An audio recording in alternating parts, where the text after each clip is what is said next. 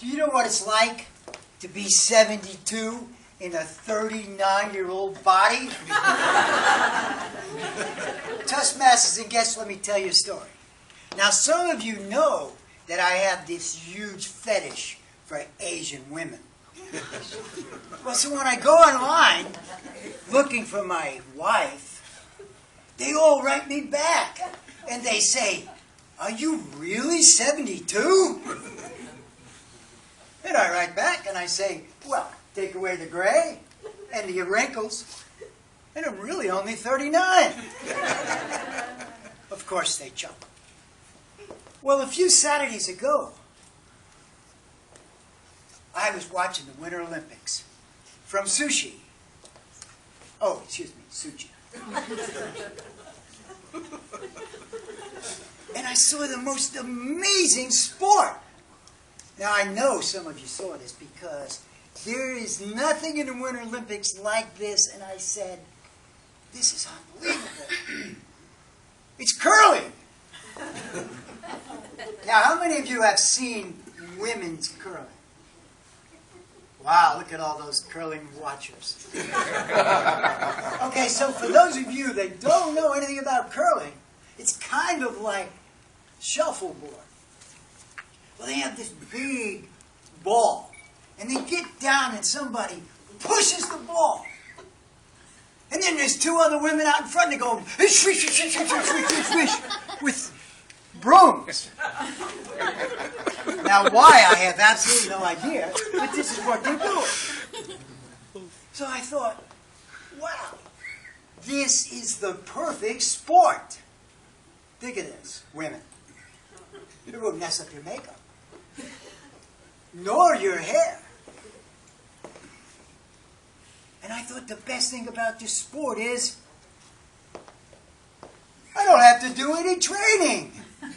No more biking, no more running, no more swimming. And you don't even have to go to the gym.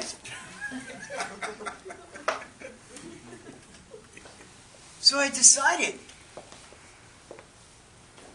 I could be the next male man curling champion.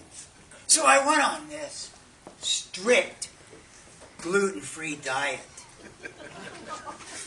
Now, some of you know about this gluten stuff, right? It really slows you down. I mean, think of it. Low carbs, low sugar. And all of a sudden, this amazing thing happened to me. My hippocampus woke up. Now, I know some of you don't know what the hippocampus is.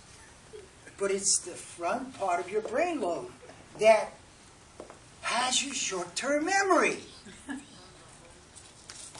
So this happened. I started thinking back to when I was 39. This is a true story. The days when I used to race motocross, and then mountain bikes, and then triathlons, and then a marathon.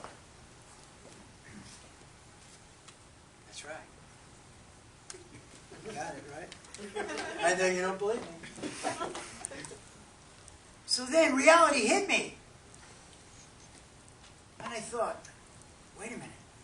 I have to wait 4 more years for the next Olympics. I'll be 76. So I went online. We all go online. Everybody in here goes online, right? So I started looking for, well, what can I do? Well, I could do a mountain bike race. I'm not too old for that. So I found this race in North Carolina. Have any of you ever heard of Mount Mitchell? Anybody ever been there? Very good. A few. Well, now Mount Mitchell's just a little bump above Florida. Actually, 6,084 feet above St. Petersburg. So I signed up for this race. And then I thought, wow, maybe I could be the oldest person to ever do this race. They might put me in the Guinness Book of World Records. so I started looking back at the results.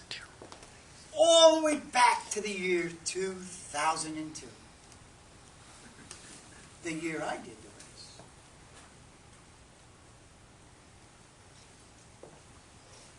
So ladies and gentlemen, the question that I have for you today is, what's your challenge?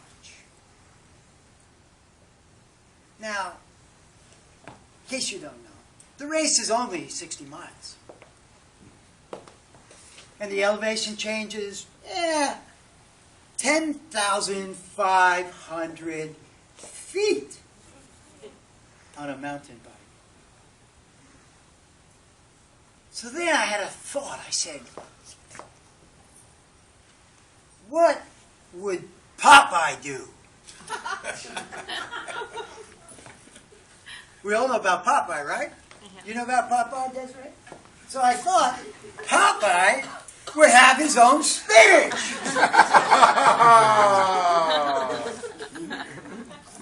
What happened to Popeye when he drank his spinach, right, folks? It was simple. He built muscle.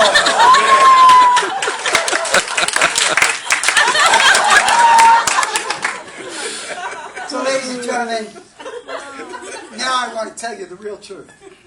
The real truth is, I'm really not 39. But life does start at 72.